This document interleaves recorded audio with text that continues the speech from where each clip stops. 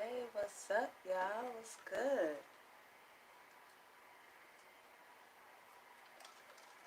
Good to see you again today, or good to be seen again today.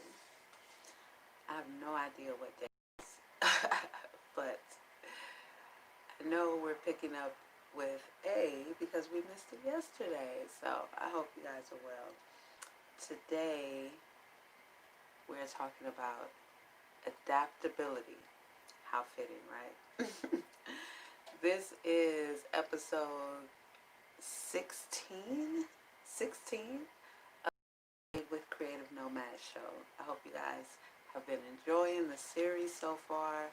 I know I have. Shit is pretty hectic right now, so you know we may be off schedule a little bit. Like this week is gonna be off. So adaptability, very, very, very appropriate for where what's going on right now, and what has been going on for the last 3 months. And this is one of the things that casts for that. Now, see, the last time I got a phone call and then it showed me that I was still recording live, I was not actually recording live, so I can't. I have my do not disturb on.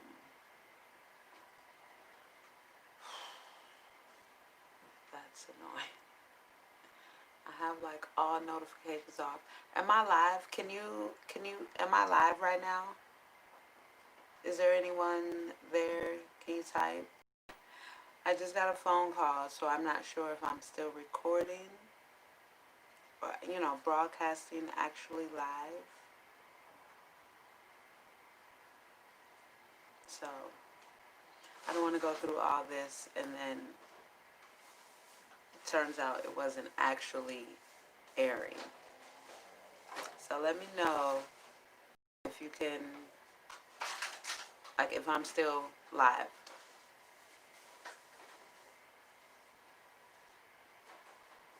Yes, no, yes, no. No, yes, no. I see the viewer count change. I just want to be sure. So we're going to continue on. We're talking about adaptability today. So today's A is adaptability. Now, when it comes to business, it's a necessity. Things change. You can't forecast everything. Obviously, Corona just came out of nowhere. The quarantine came out of nowhere. Being able to successfully adjust to things that are out of your control is absolutely a necessity when it comes to trying to build a brand, create a business, anything like that. Because, shit's gonna happen. So being able to switch it up and stay relevant for what's going on, right? So like Corona hit, you guys, I was talking about now's the time. Everybody's on their phone. You know what I mean? So boom, you've never been doing online. Now everyone's in quarantine. You go online. You take your business online. Maybe there's something you wanted to talk about, or you're super fucking funny. So while your business is shut down or customer base is low, adaptability. Boom, you start a podcast or just build a social media audience. From that, you can easily transition them into customers. You know what I mean? Hi, James. Welcome. Welcome, welcome. We're talking about adaptability today. So, just staying relevant is key. Even if you're not selling anything at the time, just staying relevant. People like to do business with people that they like. So it doesn't hurt to being able to adapt, adjust, build a customer base, a brand just off of you, right? So now they know who they're buying from. Oh, you own a ski resort or a ski, club, or what is it called where you like go and buy the equipment and shit? Like an outdoors store or whatever. And then you've just made relationships with all these different people. They like you online. They'll buy from you. But your intentions was just to stay relevant because you need to be able to adapt, adjust, and do this successfully. So I think this is a big testament to who the outside of the box thinkers, and survivors are, because baby, I haven't experienced anything like this in my lifetime, and I'm telling you, I'm very thankful that I have the experience not only of life, but of being a weightlifter and going hard and heavy, because baby, yeah, we've been going at it, have we not? We've been going at it from the moment we said Happy New Year. It's been like shit. Wah, wah, wah, wah, wah. Whew. Baby, I mean, we've been bobbing and weaving since we came in. So to be able to have the stamina to adapt and adjust and bob and weave and be creative and stay relevant and think outside the box, you know what I mean? It's only going to benefit you, because after this is finally over and we finish kicking ass and show the fucking government who's running this country, the people, power to the people, baby, the fruits of our labor will be very well deserved. Do you hear me? Will be very well deserved. So that's why I say plant those seeds. Adaptability. You have to be able to adjust. That I feel is what took Kodak out, is what took Redbox out. Like, I still see them around, but what is Redbox doing? Like, I haven't seen a CD in forever. So did they merge with somebody, or are they going, online? Like, you gotta be able to adapt and change with the times, or at least stay relevant and get in where you fit in with the times, and that goes into thinking ahead. As you see, you have to be able to think what's coming next. If it's like way out of the box, try it. Couldn't hurt to try it. Like, nothing is crazy at this point. Nothing sounds crazy at this point. Just look around us. Like, there's nothing insane or questionable at this point from here on out. So if you think it's a wild, crazy idea, go for it. Try it. Do it. Do it. Think ahead. If it's super futuristic and you're like, oh my God, yes, go for it. Nothing at this point is unreasonable. So you just go for it. Adaptability. You can't forecast what's going to come, but you can be a part of shaping what happens, right? This is the side I'm trying to be on. I couldn't, there's only so much that I can do, but with what I can do is a lot. Like, I have a lot of options. It's not just, oh, this is all I can do. I have a lot of options, actually. I just have to be willing to, one, explore them, to see that I have a lot of options of how I can adapt and adjust to what's going on and be successful doing it. And I don't mean successful monetarily. I mean make the transition successfully.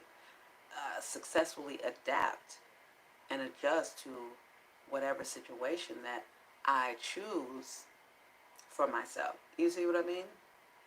And not just, like, to me, adaptability is being a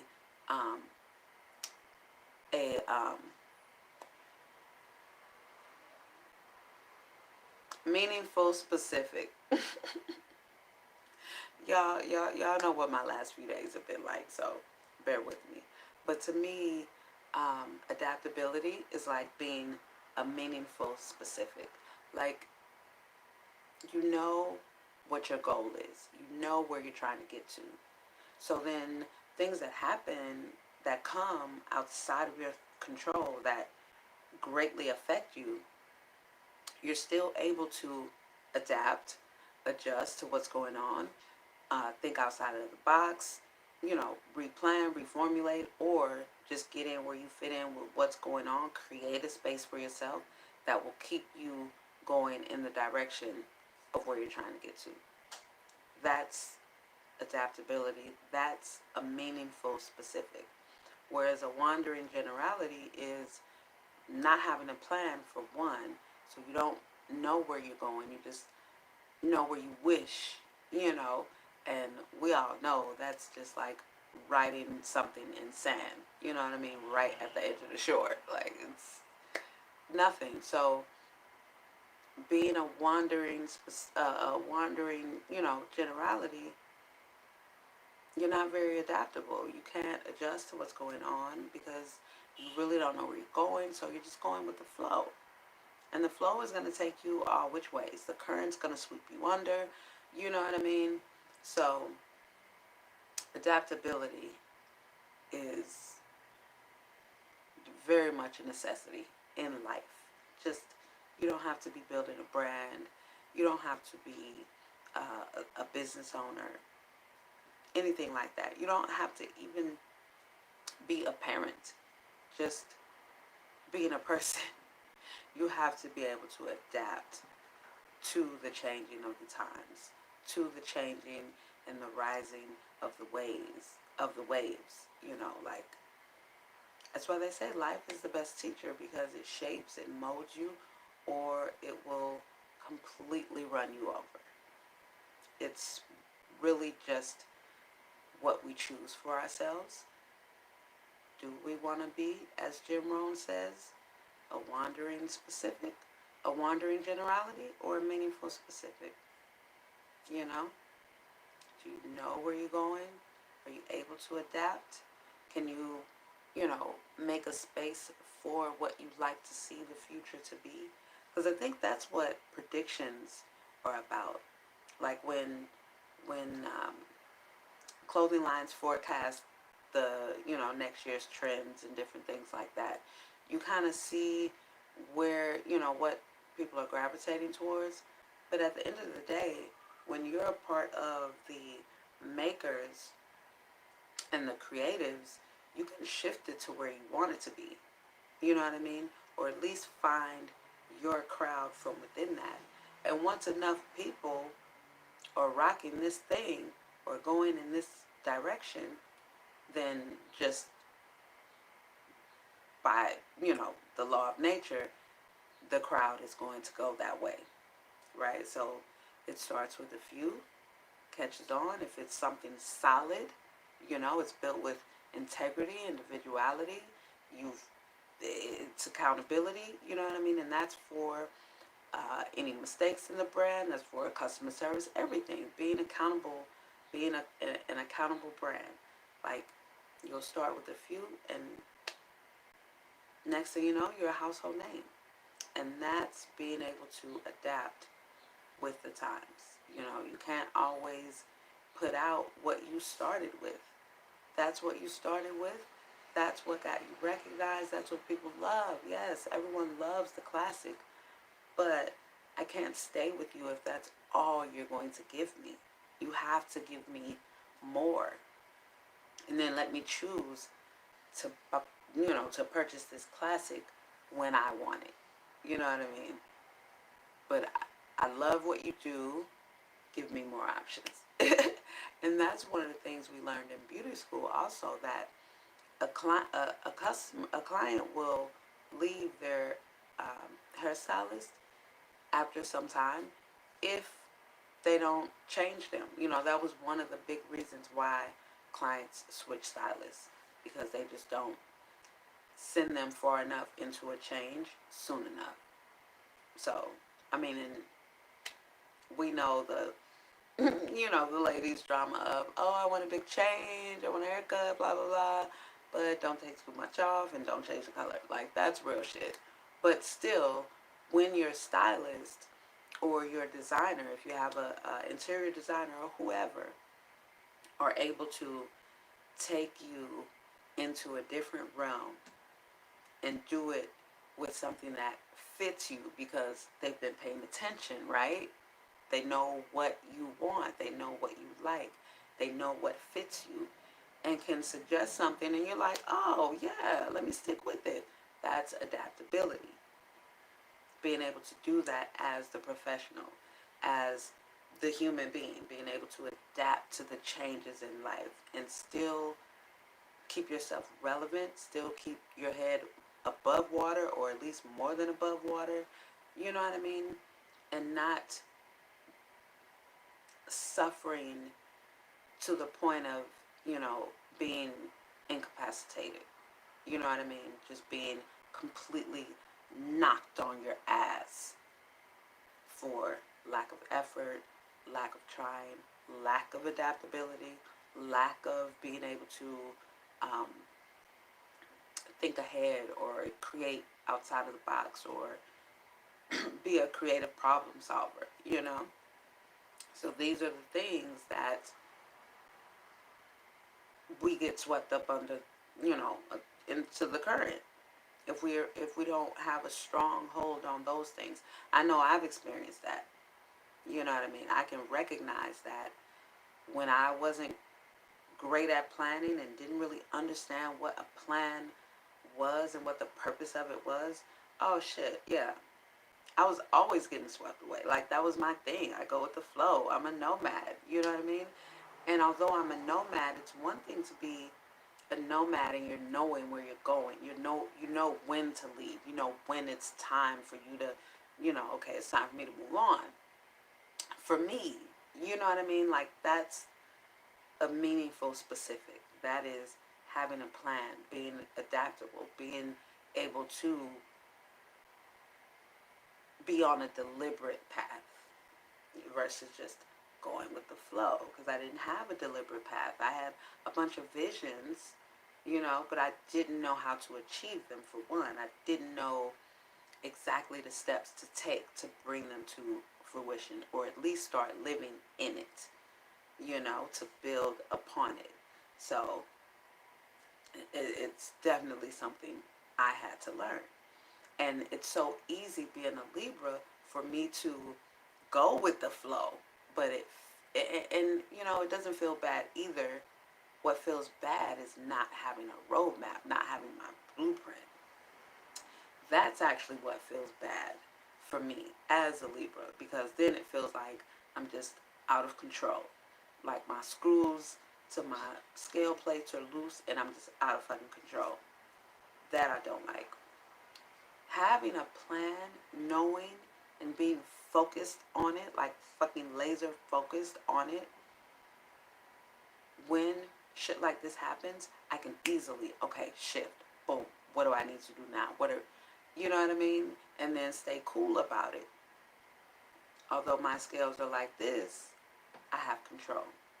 My screw is tight, my shit is calibrated, and I know exactly where I'm going. You see what I mean? Being a meaningful, specific. Like I love the very first time I heard Jim Rohn say that, I've just stuck to it. I'm like, I get it. I get it. I get what a plan is. I understand now. Because I get blueprints. I understand that. And I'm like, it makes perfect sense. That is a plan, a blueprint. And adaptability is, oh, you encounter, you need to use copper wiring instead of, such and such, but you've never used, or something. I don't know. I've never built a home before. But you encounter something that you didn't uh, suspect, you didn't forecast, you didn't plan on, or prepare for, or anything like that, but you're able to adapt and still make it work. No sweat. You know what I mean? That to me is adaptability, aka being a meaningful specific. I hope I beat that into y'all heads enough today, because that was just like, I love that. I love that.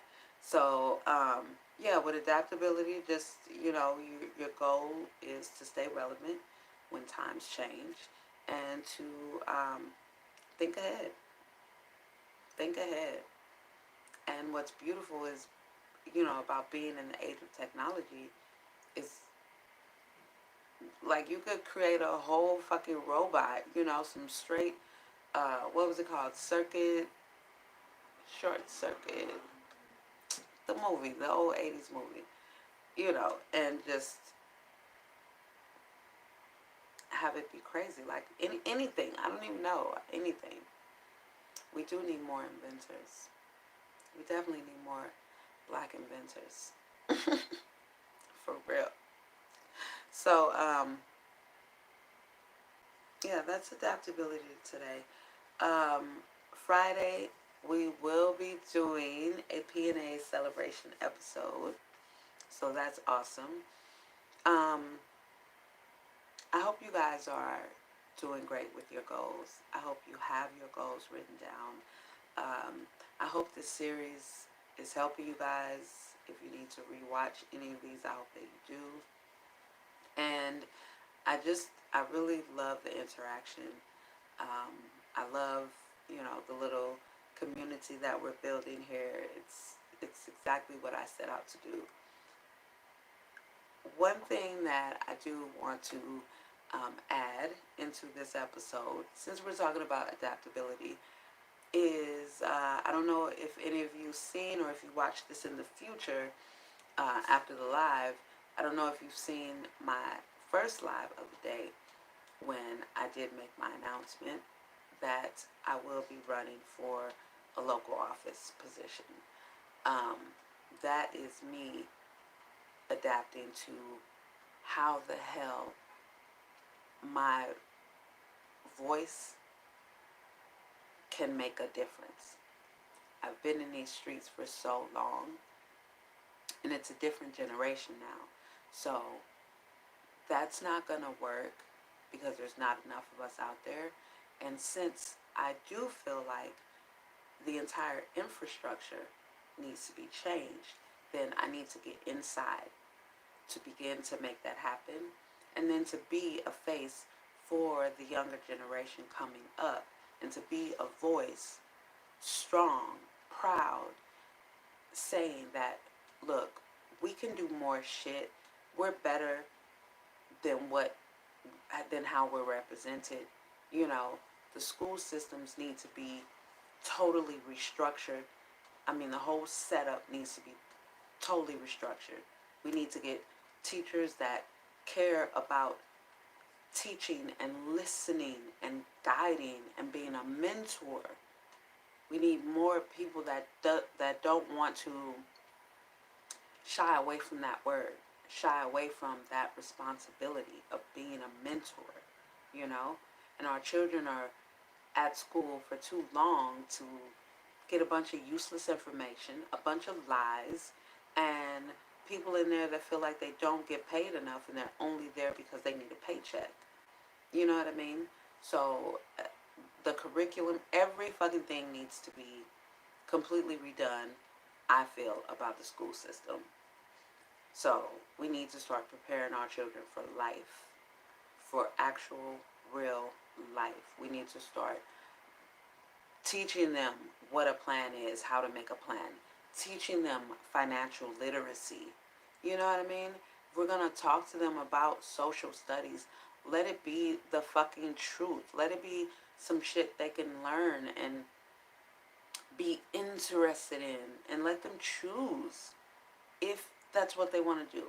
Let them, we need to cultivate what they're naturally passionate for, because that's going to be their life, not forcing a bunch of lies and bullshit down their throat that's just going to make them rebel and be bored, and then get grown and like, I didn't need that shit anyway. It was a waste of my time. You know what I mean? Like, we need to start listening to each future generation so that they will, for one, look, we have to learn how to follow if you're going to be any kind of leader. And we can't give in to the cries and the whims of, oh, it hurts. You know what I mean? While saying at the same time, no pain, no gain. And this is a part of why the government has kept control in their boots, not only on the necks of Black Americans, but of poor people as well. And this includes the poor white trash, that when we say that, everyone knows in America who that's referring to. Even the poor white trash say that. But the people that are so far below the poverty line in the United States of America that it's like fucking ridiculous. It's these are the ones, right? The working middle class that gets forgotten out of everything. They're like the middle child. You know what I mean? They're working their ass off. They feel like they're getting ahead, doing all right, and then here comes some bullshit tax cut that just cuts them out, and they just get cut out of getting the benefit of what's, something else. And so it's just, for me, I feel like the entire infrastructure needs to be changed. It's the 21st century, and we're still living under, like, legit, 18th century, 19th century laws? It's crazy. Nothing is the same. Nothing is the same. Families don't look the same. And just the sheer fact that everything about the laws and the Constitution that we have in the United States of America right now was written undebatably, no debate, undeniable written fact by white supremacists for the benefit of all white people, to the demise specifically of Black Americans. So all that needs to be done away with, because now we have families with white mothers and sons and daughters that are legit my complexion. And they walk into a place and she's like, no, that's my kid. And she's like, no, that's my mom. That's what families look like now. Families are adopted families. You know what I mean? They love these human beings like that is their son and daughter. Like, we're not going to debate that. I don't give a shit what our ethnicity, nationality difference is. This is my kid. Period. So the entire infrastructure needs to be changed, and it needs to be more humane. And absolutely, we need more people of color in all of these offices. And I mean excluding. I'm talking, we need Black Americans in there, but we need it needs to look like land. You know what I mean? You need to have light brown, dark brown, chocolate brown, medium brown, coffee brown. You need to have everyone should have a position. This will be the most amazing, because it's not the Gambia. This isn't Tanzania. This isn't, Saudi Arabia. This isn't Dubai. This isn't Korea. This isn't Japan. Everyone in the United States is mixed. Like, why shouldn't the government be? Why should the United States be a melting pot of everyone, but the government is only fucking white supremacists? No, baby. No, baby. And since I figured that out after 30 years of being out there as a rebel, I have to get inside, because I am the face and the voice of a lot of the people. Because it comes down to simple humanity. So that is what I've decided to do.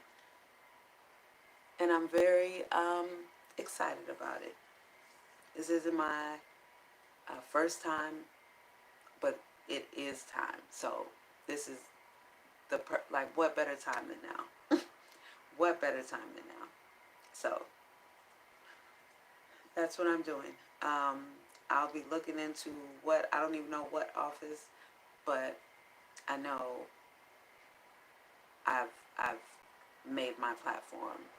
I got to do everything else, but we've got to change. We've got to change this shit. And history has proven to us, and movies and everything proves to us that, for one, it's not going to get done without real, genuine solidarity and unity. And two, it cannot be done um, on the streets. It's going to take, on the streets alone, it's going to take everything. So I'm definitely for, the few riders that are out there, the few soldiers that are out there. I'm definitely for the protest, the numbers, the volume. You know what I mean? I'm for that. This government, the world needs to see that. And like, y'all just don't know how many decades of my life I've spent watching the world not come together specifically ever for the inhumanity of black people. And that's why I won't forget that's what it's about. Now, although, you'll see and hear now they're putting all kind of other, they're changing the narrative. They're putting everything else. But do not forget, the base of this particular uproar for the first time ever was because of the inhumanity being done to black Americans. And that has never happened. And I, for one, that have been saying that for decades, I'm very proud of that. Because even with the LGBT, although it was a black trans woman, that was for the gay community. You know what I mean? And that's easy. Like, they're not even, but, and that's why they respect the fact that it was a black trans woman. And that's why they, not even a question, let's rally behind this. But it took forever. Like, it took forever. Our murders on TV hasn't even just started, or on social media. And I'm very thankful that this big fucking uproar, this fucking kid that's the commander-in-chief, sending out all these people, the world, even true, genuine, humane white allies are like on TikTok saying all this because he don't want to stop killing black people. And this is what I, for one, will not let the world forget. I won't let the small children forget. However many generations I'm going to be on this earth, I won't let them forget that the world came together for the inhumanity of black people for the first time in 2020. And that's a fucking feat. And that is why it is time for me to get in office and make some real change in the books in this country that I was born in. So I hope you guys will support me, and we need to make some change. Let's kick some ass, and let's show this government who United States of America citizens really are, and the strength and the power and the unity that we really have. It's a fucking melting pot. There's no time for white supremacy in this fucking country in 2020, in the 21st century, anymore. So I hope you guys will stand with me. Thank you so much for tuning in.